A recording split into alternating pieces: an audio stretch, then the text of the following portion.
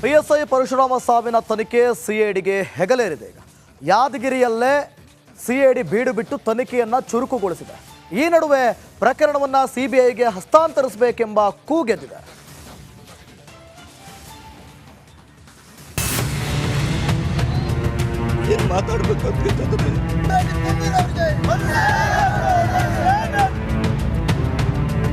ಪರಶುರಾಮ್ ಯಾದಗಿರಿಯಲ್ಲಿ ದಕ್ಷ PSI ಎಂದೇ ಹೆಸರು ಮಾಡಿದ್ದ ಆರಕ್ಷಕ.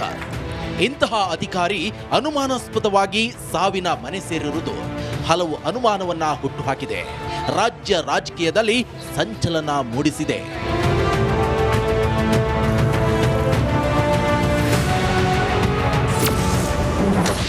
PSI ಪರಶುರಾಮ್ ನೆನೆದು ASI ಹಸನ್ ಕಣ್ಣೀರು. ನಮ್ಮ ಡಿಪಾರ್ಟ್ಮೆಂಟ್ಗೆ ಒಂದು ದುರ್ದೈವ ಸರ್ ಅವರು ಹೋಗಿದ್ದು. ತನಿಖೆಯ ಹೊಣೆ ಹೊತ್ತ ಸಿಐಡಿ ಯಾದಗಿರಿಯಲ್ಲೇ ಬೀಡು ಬಿಟ್ಟಿದೆ. PSI ಸಾವಿನ ಕಾರಣವನ್ನ ಬೆನ್ನು ಹತ್ತಿದೆ. ಹೀಗಿರುವಾಗಲೇ ಪರಶುರಾಮ್ ತಮ್ಮ ನಿವೃತ್ತಿ ಬಗ್ಗೆ ಮಾತನಾಡಿರೋ ವಿಡಿಯೋ ಹೊರಬಿದ್ದಿದೆ. ದಕ್ಷ ಅಧಿಕಾರಿಯನ್ನ ನೆನೆದು ASI ಹಸನ್ ಕಣ್ಣೀರು ಹಾಕಿದ್ದಾರೆ.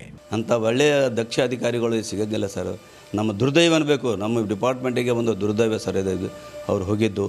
ಆದರೆ ನಮಗೆ ಈಗ ಅವ್ರದ್ದು ನೆನೆಸಿಕೊಂಡ್ರೆ ನಮಗೆ ಭಾಳ ಕಷ್ಟ ಆಗ್ತದೆ ಸರ್. ಅವ್ರದ್ದು ಏನು ಮಾತಾಡಬೇಕು ಅಂತಂದರೆ ಬರಲ್ಲ. ನಮಗೆ ಅಷ್ಟು ಇದಾಗಿಬಿಟ್ಟಿದೆ. ಆದರೆ 2 ದಿನ ತನಕ ನಮಗೆ ಭಾಳ ತ್ರಾಸಾಗಿದೆ. PSI ಸಾವು ಕೇಸ್ ಸಿಬಿಐ ತನಿಖೆಗೆ ಆಗ್ರಹ. ಶಾಸಕ ಚನ್ನಾರೆಡ್ಡಿ ಬಂಧನಕ್ಕೆ ಹೆಚ್ಚಿದ ಒತ್ತಡ. ಯಾದಗಿರಿ SP ಹಾಗೂ DYSP ಕಚೇರಿ ಎದುರು ದಲಿತ ಪರ ಸಂಘಟನೆಗಳು ಪ್ರತಿಭಟನೆಯ ಕಾಳೆ ಮೊಳಗಿಸಿದ್ರು. ಈ ಕೂಡಲೇ ಶಾಸಕ ಚನ್ನಾರೆಡ್ಡಿ ಹಾಗೂ ಆತನ ಪುತ್ರನನ್ನ ಬಂಧಿಸುವಂತೆ ಆಗ್ರಹಿಸಿದ್ರು. ಪ್ರಕರಣವನ್ನ ಸಿಬಿಐಗೆ ವಹಿಸುವಂತೆ ಒತ್ತಾಯಿಸಿದ್ರು. ಈ CID ತನಿಖೆಯಲ್ಲಿ ನಮಗೆ ಯಾವುದೇ ನಂಬಿಕೆ ವಿಶ್ವಾಸ ಇಲ್ಲ. ಇವತ್ತು ಈ ತನಿಖೆಯನ್ನು CID ಕೊಟ್ಟದನ್ನು ರದ್ದುಪಡಿಸಿ ಸಿಬಿಐದವರಿಗೆ ವಹಿಸಿ ಇವತ್ತು ಸತ್ತಂತ ಪರಶುರಾಮ್ ಕುಟುಂಬಕ್ಕೆ ನ್ಯಾಯ ಒದಗಿಸಿ ಕೊಡಬೇಕಂತ ನಾವು ಸರ್ಕಾರಕ್ಕೆ ಆಗ್ರಹ ಪಡಿಸ್ತೀವಿ. ಒಂದು ವೇಳೆ ನ್ಯಾಯ ಒದಗಿಸಿ ಕೊಡದಲ್ಲೇ ಈ ಯಾದಗಿರಿ ಜಿಲ್ಲೆಯಲ್ಲಿ ಬಂದ್ ಮಾಡ್ತೀವಿ ಮತ್ತು ಶಾಸಕರ ಮನೆಗೆ ಮುತ್ತಿಗೆ ಹಾಕುವಂಥ ಕೆಲಸ ಕೂಡ ಯುವಕರು ಹಿರಿಯರು ಸನ್ನದ್ಧರಾಗ್ಯಾರ. ಪ್ರತಿಭಟನೆ ಬೆನ್ನಲ್ಲೇ ಗೃಹ ಸಚಿವ ಡಾಕ್ಟರ್ G. ಪರಮೇಶ್ವರ್ ಪರಶುರಾಮ ಪತ್ನಿ ಶ್ವೇತಾರಿಗೆ ಸರ್ಕಾರಿ ಹುದ್ದೆ ನೀಡುವುದಾಗಿ ಭರವಸೆ ಕೊಟ್ಟರು. ಅವರು ಈಗ ನಾವು CID ಕೊಟ್ಟಿದ್ದೇವೆ, ಅದರ ತನಿಖೆ ಮಾಡ್ತಾರೆ ಮತ್ತು ಪೋಸ್ಟ್ಮಾರ್ಟಮ್ ರಿಪೋರ್ಟು ಕೂಡ ನಿರೀಕ್ಷೆ ಮಾಡ್ತಾ ಇದ್ದೀವಿ. ಅದು ಬಂದ ಮೇಲೆ ಗೊತ್ತಾಗುತ್ತೆ ಏನಕ್ಕೆ ಸತ್ತಿದ್ದಾರೆ ಅವರು ಅಂತ. ಜೊತೆಗೆ ನಾನು ಕೂಡ ನಾಡಿದ್ದು ಹೋಗ್ತಾ ಇದ್ದೇನೆ.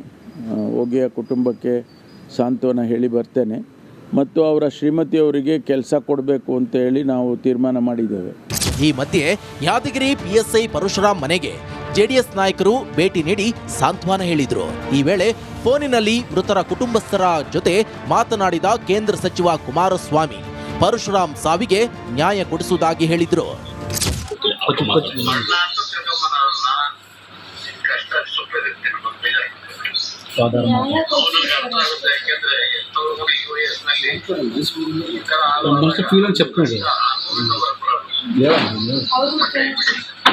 ಅವರು ತುಂಬಾ ಹರಾಜ್ ಮಾಡಿದ್ದಾರೆ. ದುಡ್ಡುಗೋಸ್ಕರ ಎಲ್ಲ ಹರಾಜ್ ಮಾಡಿದ್ದಾರೆ. ಮೆಂಟಲ್ ಟಾರ್ಚರ್ ಕೊಟ್ಟಿದ್ದಾರೆ. ಅವ್ರಿಗೆ ನ್ಯಾಯ ಅಷ್ಟೇ ಕೊಡ್ತಾರೆ.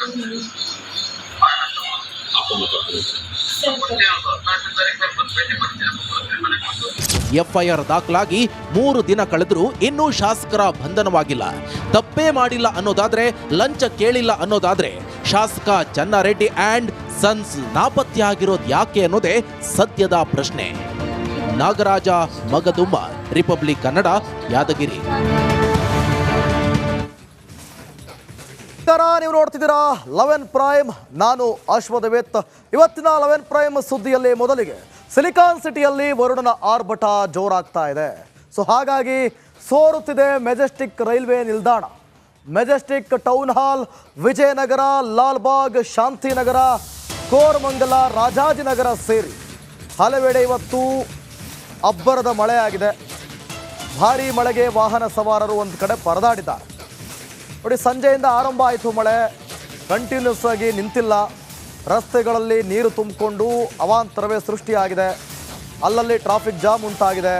ಮತ್ತೊಂದು ಕಡೆ ವಾಹನ ಸವಾರರು ಪರದಾಡಿದ್ದಾರೆ. ದೃಶ್ಯದಲ್ಲಿ ಗಮನಿಸ್ತಾ ಇದ್ದೀರಿ. ಮಲ್ಲೇಶ್ವರದಲ್ಲಿ ಯಾವ ರೀತಿ ಸ್ಥಿತಿ ನಿರ್ಮಾಣ ಆಗಿದೆ, ಮಳೆಯ ಅವಾಂತರ ಗಮನಿಸ್ತಾ ಇದ್ದೀರಿ. ಮತ್ತೊಂದು ಕಡೆ ಅವೆನ್ಯೂ ರಸ್ತೆಯಲ್ಲಿ ಇಡೀ ರಸ್ತೆ ಸಂಪೂರ್ಣ ನೀರಿನಿಂದ ಜಲಾವೃತ ಆಗಿದೆ. ಮತ್ತೊಂದು ಕಡೆ ವಿಲ್ಸನ್ ಗಾರ್ಡನ್ ದೃಶ್ಯಾವಳಿಗಳನ್ನು ಕೂಡ ಗಮನಿಸ್ತಾ ಇದ್ದೀರಿ. ವಾಹನ ಸವಾರರು ಪರದಾಡುವಂಥ ಪರಿಸ್ಥಿತಿ ನಿರ್ಮಾಣ ಆಗಿದೆ. ಬೆಂಗಳೂರಿನಲ್ಲಿ ಇವತ್ತು ಸುರಿದಂಥ ಧಾರಾಕಾರ ಮಳೆಯಿಂದಾಗಿ ಮತ್ತೊಂದು ಕಡೆ ಮೆಜೆಸ್ಟಿಕ್ ರೈಲ್ವೆ ಸ್ಟೇಷನ್ ಕೂಡ ಸೋರ್ತಾ ಇದೆಯಂತೆ.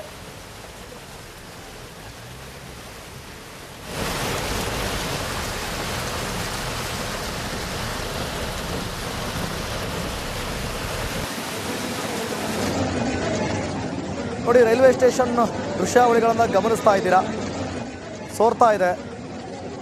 ಮಳೆಯ ಅವಾಂತರದಿಂದಾಗಿ ಧಾರಾಕಾರ ಮಳೆ ಸುರಿದಿದ್ದಾಗಿ ಮೆಜೆಸ್ಟಿಕ್ ರೈಲ್ವೆ ನಿಲ್ದಾಣದಲ್ಲಿ ಮೇಲ್ಗಡೆಯಿಂದ ನೀರು ಸೋರ್ತಾ ಇದೆ. ಸೊ ಹೀಗಾಗಿ ಪ್ರಯಾಣಿಕರಿಗೂ ಒಂದು ರೀತಿಯಲ್ಲಿ ಕಷ್ಟ ಆಗಿದೆ. ಇದು ಮೆಜೆಸ್ಟಿಕ್ ರೈಲ್ವೆ ನಿಲ್ದಾಣ, ಸಂಗೊಳ್ಳಿ ರಾಯಣ್ಣ ರೈಲ್ವೆ ನಿಲ್ದಾಣ. ಮತ್ತೊಂದು ಕಡೆ ಇಡೀ ರಸ್ತೆ ಪೂರ್ತಿ ಸಂಪೂರ್ಣವಾಗಿ ಜಲಾವೃತ ಆಗಿದೆ. ವಾಹನ ಸವಾರರು ತಮ್ಮ ವಾಹನವನ್ನು ಚಲಾಯಿಸಲು ಹರಸಾಹಸ ಪಟ್ಟಿದ್ದಾರೆ.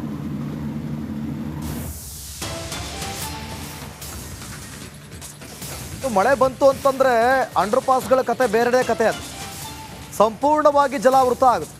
ಆಗಲೇ BBMP ಅವರಿಗೆ ಹೇಳಿ ಸಾಕಾಗೋಯ್ತು. ಸ್ವಲ್ಪ ಎಲ್ಲ ಅಂಡರ್ ಪಾಸ್ಗಳನ್ನು ನೋಡಿ ನೀರು ತುಂಬುತ್ತೆ, ಅದರಿಂದ ಸಮಸ್ಯೆ ಆಗುತ್ತೆ. ಕಳೆದ ವರ್ಷ ಆಂಧ್ರದ ಹೆಣ್ಣು ಮಗಳನ್ನು ಕಳೆದುಕೊಂಡದ್ದು ಕೂಡ ಗೊತ್ತೇ ಇದೆ. KR ಸರ್ಕಲ್ನಲ್ಲಿರುವಂಥ ಅಂಡರ್ ಪಾಸ್ ತುಂಬಿದ್ದಂಥ ಪರಿಣಾಮ ಏನಾಯಿತು ಅನ್ನೋದು ಗೊತ್ತೇ ಇದೆ. BBMP ಅಧಿಕಾರಿಗಳ ವಿರುದ್ಧ ಜನರು ಆಕ್ರೋಶವನ್ನು ವ್ಯಕ್ತಪಡಿಸಿದ್ದಾರೆ. ಟ್ರಾಫಿಕ್ ಪೊಲೀಸ್ನವರೇ ಫೀಲ್ಡ್ಗಿಳಿದು ನೀರನ್ನು ಕ್ಲಿಯರ್ ಮಾಡಿದ್ದಾರೆ. ದೃಶ್ಯದಲ್ಲಿ ಕೂಡ ಗಮನಿಸ್ತಾ ಇದ್ದೀರಿ. ಬಹಳ ಪ್ರಮುಖವಾಗಿ ಶಿವಾನಂದ ಸರ್ಕಲ್ ಅಂಡರ್ ಪಾಸ್ ಆಗಿರ್ಬೋದು, KR ಸರ್ಕಲ್ ಅಂಡರ್ ಪಾಸ್ ಆಗಿರ್ಬೋದು, ಒಂದಷ್ಟು ಸಣ್ಣ ಸಣ್ಣ ಅಂಡರ್ ಪಾಸ್ಗಳು ಕೂಡ ತುಂಬೋದ್ರಿಂದ ವಾಹನ ಸವಾರರಿಗೆ ಅಡಚಣೆ ಆಗುತ್ತೆ. ಅವ್ರಿಗೂ ಗೊತ್ತಾಗೋದಿಲ್ಲ, ಅದರ ಆಳ ಆಗಲ್ಲ, ಸೀದಾ ನುಗ್ಗಿಸ್ಬಿಡ್ತಾರೆ. ಆಮೇಲೆ ಅದರಿಂದ ಆಗುವಂಥ ಅನಾಹುತಕ್ಕೆ ಎಲ್ಲರೂ ಕೂಡ ತಲೆ ಕೊಡಬೇಕಾಗುತ್ತೆ. BBMP ಅಧಿಕಾರಿಗಳು ಮೊದಲಿಗೆ ಯಾರೂ ಕೂಡ ಎಚ್ಚೆತ್ತುಕೊಳ್ಳೋದಿಲ್ಲ.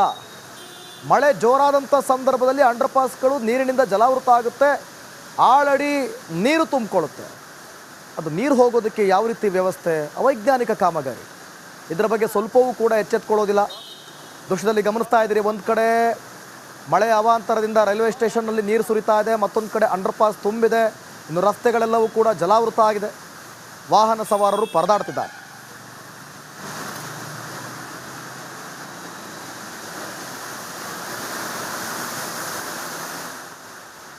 ಓಕೆ, ಈ ಬಗ್ಗೆ ಮತ್ತಷ್ಟು ಮಾಹಿತಿಯನ್ನು ಕೊಡ್ತಾರೆ ನನ್ನ ಪ್ರತಿನಿಧಿ ಅಜಯ್. ಲೈವ್ನಲ್ಲಿ ಜಾಯ್ನ್ ಆಗ್ತಿದ್ದಾರೆ. ಅಜಯ್, ನೀವಲ್ಲಿದ್ದೀರಿ. ಈಗ ಮಳೆಯಿಂದ ಸಾಕಷ್ಟು ಅವಾಂತರಗಳಾಗಿದೆ. ಸೊ ಬಹಳ ಪ್ರಮುಖವಾಗಿ BBMP ಅಧಿಕಾರಿಗಳಿಗೆ ಹೇಳಿ ಸಾಕಾಗೋಯ್ತು, ಇನ್ನೂ ಕೂಡ ಎಚ್ಚೆತ್ಕೊಂಡಿಲ್ಲ. ಏನಾಗ್ತಾ ಇದೆ ಸದ್ಯಕ್ಕೆ ಈಗ ಮಳೆ ಅವಾಂತರದಿಂದ ಅಜಯ್?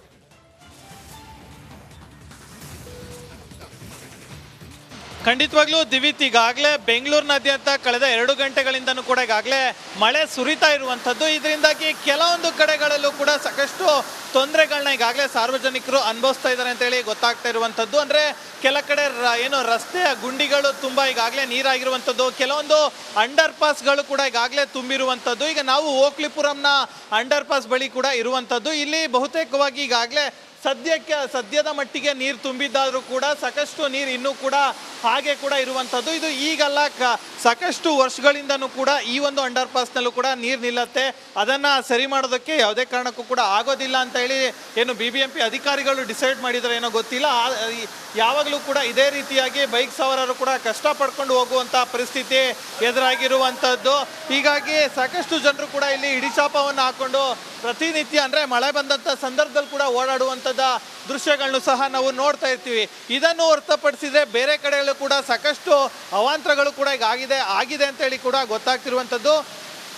ಕೆಲ ಕಡೆ ಮರಗಳು ಕೂಡ ಈಗಾಗಲೇ ಬಿದ್ದು ಕೆಲವೊಂದು ವಾಹನಗಳು ಕೂಡ ಜಖಮಾಗಿದೆ ಅಂತೇಳಿ ಗೊತ್ತಾಗಿರುವಂಥದ್ದು. ಇನ್ನು ಕೆಲವೊಂದು ರೈಲ್ವೆ ಸ್ಟೇಷನಲ್ಲೂ ಕೂಡ ಈಗಾಗಲೇ ನೀರು ತುಂಬಿಕೊಂಡಿದೆ ಅಂತೇಳಿ ಗೊತ್ತಾಗಿರುವಂಥದ್ದು. ಇನ್ನು ಕೇವಲ 2 ಗಂಟೆಯ ಮಳೆಗೆ ಬೆಂಗಳೂರು ಸಾಕಷ್ಟು ಅವಾಂತರಕ್ಕೆ ಈಗಾಗಲೇ ಕಾರಣ ಆಗಿರುವಂಥದ್ದು. ಇನ್ನು BBMP ಅಧಿಕಾರಿಗಳು ಕೂಡ ಕೆಲವೊಂದು ಕಡೆ ಸ್ಥಳಕ್ಕೆ ಹೋಗಿರುವಂಥದ್ದು. ಜೊತೆಗೆ ಎಲ್ಲೆಲ್ಲಿ ಮರಗಳು ಧರೆಗಳು ಅಂದರೆ ಕೆಳಗೆ ಬಿದ್ದಿರೋ ಅಲ್ಲೆಲ್ಲವೂ ಕೂಡ ತೆರವು ಮಾಡುವಂಥ ಕಾರ್ಯಾಚರಣೆಗೂ ಕೂಡ ಈಗಾಗಲೇ ಅಜಯ್, ನಾನು ನಿಮ್ಮನ್ನ ಮತ್ತೆ ಸಂಪರ್ಕ ಮಾಡ್ತೀನಿ, ಹಾಗೆ ಸಂಪರ್ಕದಲ್ಲಿರಿ. ಈಗ ನೋಡಿ, ಈಗ ಮಳೆಯ ಅಬ್ಬರಕ್ಕೆ ಮರದ ಕೊಂಬೆಯೊಂದು ಮುರಿದು ಬಿದ್ದಿದೆ ಅನ್ನುವಂಥ ಡೀಟೇಲ್ಸ್ ಸಿಗ್ತಾ ಇದೆ. ಹನುಮಂತನಗರದಲ್ಲಿ ಬೈಕ್ ಮೇಲೆ ಕೊಂಬೆ ಬಿದ್ದಿದೆ. ಬಿದ್ದಂಥ ರಭಸಕ್ಕೆ ಬೈಕ್ ಸಂಪೂರ್ಣವಾಗಿ ಜಖಂಗೊಂಡಿದೆ. ಸ್ಥಳಕ್ಕೆ ಹನುಮಂತನಗರ ಪೊಲೀಸರು ಭೇಟಿ ಕೊಟ್ಟು ಪರಿಶೀಲನೆಯನ್ನು ಮಾಡ್ತಿದ್ದಾರೆ. ಮಳೆಯ ಅವಾಂತರ, ದೊಡ್ಡ ಮರದ ಕೊಂಬೆಗಳು ಬಿದ್ದು ಈಗ ಬೈಕ್ ಸಂಪೂರ್ಣವಾಗಿ ಜಖಂಗೊಂಡಿದೆ ಅಂತೇಳಿ. ಇದು ಕೂಡ BBMP ವ್ಯಾಪ್ತಿಗೆ ಬರುವಂಥ ಕೆಲಸ ಅಲ್ಲ. ಮರದ ಕೊಂಬೆಗಳನ್ನು ಅವ್ರು ಕಟ್ ಮಾಡಬೇಕ್ರಿ. ಯಾವ್ಯಾವಾಗ ಸಂದರ್ಭಕ್ಕೆ ತಕ್ಕಂಗೆ, ಕಾಲಕ್ಕೆ ತಕ್ಕನಾಗೆ ಮರಗಳ ಕೊಂಬೆಗಳನ್ನು ಕಟ್ ಮಾಡಿದ್ರೆ ಈ ರೀತಿಯಾದಂಥ ಅವಘಡಗಳು ಸಂಭವಿಸೋದಿಲ್ಲ. ಸಂಪೂರ್ಣವಾದಂಥ ನಿರ್ಲಕ್ಷ್ಯ. ಎಸ್ ಈ ಬಗ್ಗೆ ಮತ್ತಷ್ಟು ಮಾಹಿತಿಯನ್ನು ಕೊಡ್ತಾರೆ ನಮ್ಮ ಪ್ರತಿನಿಧಿ ಅಜಯ್. ಆಗಲೇ ಹೇಳ್ತಾ ಇದ್ರಿ ಅಜಯ್, ಒಂದು ಅಂಡರ್ಪಾಸ್ನಲ್ಲಿ ಹಿಂದೆ ನಡೆದಂಥ ಘಟನೆ ನಿಮಗೆ ಗೊತ್ತೇ ಇದೆ. ಯುವತಿಯೊಬ್ಬಳ ಪ್ರಾಣ ಕಳ್ಕೊಂಡಿದ್ವಿ. ಈಗ ಮರದ ಕೊಂಬೆ ಬಿದ್ದಿರೋದು, ಬೈಕ್ ಜಖಂಗೊಂಡಿದೆ. ಯಾರಿಗಾದ್ರೂ ಹೆಚ್ಚು ಕಮ್ಮಿ ಆದರೆ ಯಾಕೆ BBMP ಬಗ್ಗೆನೂ ಕೂಡ ನಿರ್ಲಕ್ಷ್ಯ ವಹಿಸ್ತಾ ಇದೆಯಾ? ಕ್ರಮವನ್ನು ಸರಿಯಾಗಿ ತೆಗೆದುಕೊಳ್ತಿಲ್ವಾ ಅಜಯ್?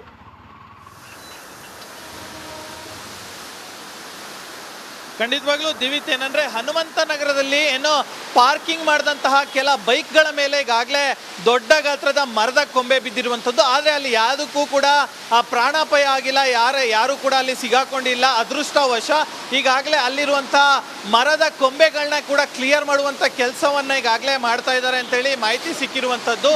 ಅಂದರೆ ಈಗ BBMP ಅಧಿಕಾರಿಗಳಾಗಲಿ, ಅಂದರೆ ಈಗ ಎಚ್ಚೆತ್ತುಕೊಳ್ಳೋಕ್ಕಿಂತ ಮುಂಚೆ ಯಾವ್ಯಾವ ಮರಗಳು ಶೀತಲಾವಸ್ಥೆ ತಲುಪಿದೆಯೋ ಅಂಥ ಮರಗಳನ್ನು ಮೊದಲನೇ ನೋಡಿ ಕಟ್ ಮಾಡುವಂಥ ಕೆಲಸವನ್ನ ಮಾಡಬೇಕು. ಇಲ್ಲವಾದಲ್ಲಿ ಅದೇನಾದರೂ ಏನೋ ಬೈಕ್ ಸವಾರರ ಮೇಲೆ ಬಿದ್ದರೂ ಕೂಡ ಸಾಕಷ್ಟು ಅವಾಂತರ ಆಗುವಂಥ ಒಂದು ಸಂಭವ ಕೂಡ ಇರುತ್ತೆ. ಅದರ ಜೊತೆಗೆ ಸಾವಾಗುವಂಥ ಸಂಭವ ಕೂಡ ಇರುತ್ತೆ. ಸೊ ಹೀಗಾಗಿ ಸಾಕಷ್ಟು ಜನರು ಕೂಡ ಓಡಾಡುವಂಥ ಸಂದರ್ಭದಲ್ಲಿ ನಮ್ಮ ಹುಷಾರಲ್ಲಿ ನಾವು ಓಡಾಡುವಂಥದ್ದು ಬಹಳ ಮುಖ್ಯವಾಗುತ್ತೆ. ಯಾಕಂದರೆ ರಸ್ತೆ ಗುಂಡಿಗಳು ಗೊತ್ತಾಗೋದಿಲ್ಲ. ಅಂತಹ ಸಂದರ್ಭದಲ್ಲಿ ಸ್ಪೀಡಾಗಿ ಹೋದರೆ ಬೈಕ್ ಸವಾರರು ಪ್ರಮುಖವಾಗಿ ಸ್ಪೀಡಾಗಿ ಹೋಗುವಂಥ ಸಂದರ್ಭದಲ್ಲಿ, ಅದರಲ್ಲೂ ಕೂಡ ಮಳೆ ಬಂದಾಗ ಹುಷಾರಾಗಿ ನೋಡ್ಕೊಂಡು ಹೋಗಬೇಕು ಅಂತಲೂ ಕೂಡ ಸಾಕಷ್ಟು ಬಾರಿ ಏನು ಪೊಲೀಸ್ ಅಧಿಕಾರಿಗಳು, ಟ್ರಾಫಿಕ್ ಪೊಲೀಸರನ್ನು ಕೂಡ ಸಾಕಷ್ಟು ಜನರು ಕೂಡ ಹೇಳಿರುವಂಥದ್ದು. ಸೊ ಹೀಗಾಗಿ ಇವತ್ತು ಬಂದಿರುವಂಥದ್ದು ಕೇವಲ 2 ಗಂಟೆ ಮಳೆಗೆ ಈ ರೀತಿಯಾದಂಥ ಅವಾಂತರಗಳು ಕೂಡ ಈಗಾಗಲೇ ಸೃಷ್ಟಿಯಾಗಿರುವಂಥದ್ದು. ಕೆಲ ಕಡೆ ಈಗಾಗಲೇ ಸಿಬ್ಬಂದಿಗಳನ್ನ BBMP ಸಿಬ್ಬಂದಿಗಳು ಕೂಡ ಈಗಾಗಲೇ ಸ್ಥಳಕ್ಕೆ ಹೋಗಿ ಈಗಾಗಲೇ ಎಲ್ಲವನ್ನು ಕೂಡ ಕ್ಲಿಯರ್ ಮಾಡುವಂಥ ಕೆಲಸವನ್ನ